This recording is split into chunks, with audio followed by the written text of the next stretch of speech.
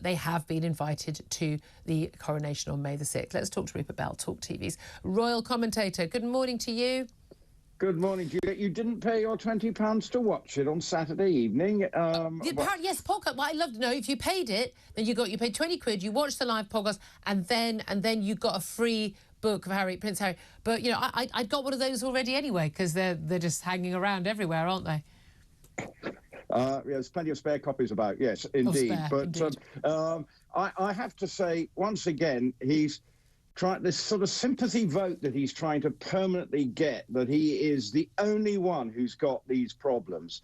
Even to the extent of saying that the reason he joined the military was that he was from a divorced family. Yeah. Well, I'm sorry, I went into the military and my parents stayed together right to their dying days. So I'm afraid I don't know where he's got that idea from. Yeah. And he's in the royal family, for goodness sake. It's what they do. I know this thing. I think he probably did have a very difficult childhood, even before his mother died, because I think it's a very cold, difficult family. This idea you can't go up and hug your gran because she's the Queen, and that's not done. I think Prince Charles had a rotten childhood as well, and just passed that on. I'm sure. I just think it's one of those things as you get older in life, as you start being a bit more understanding that people are the sort of the product of their own upbringings, and everyone just tries to do a little bit of a better job than they think their own parents did. But he's just, I mean, this is just vicious stuff, and this is stuff that, have this conversation with your wife and your best mate, or your therapist. But I mean, I would say too much therapy at this point, Harry, but also too many drugs. He's talking openly about Class A drugs, hallucinogenic drugs, saying, oh, how much this has helped him. I mean, if you look at him, I think they're part of the problem. They could easily be. And then he's even telling his family they need to go and have therapy so they can speak his language. And I mean, I'm sorry.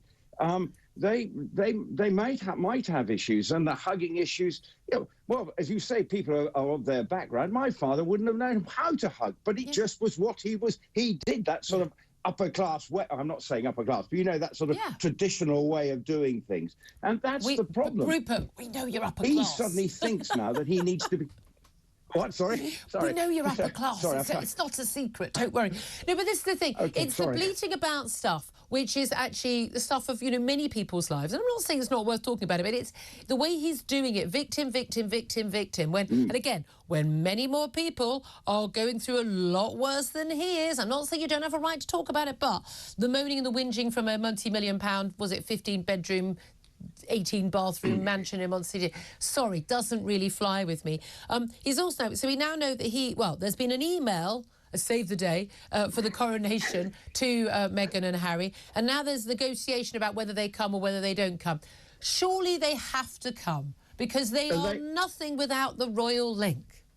They have to come because they've got to restore their brand. If you're seeing people like Chris Rock lampooning them, which is a further sort of indication that in America all is not well in the Meghan and Harry camp. They have to come to the coronation, they would seem, for their credibility, to prove that they still are relevant within that organisation. At the moment, they are floundering.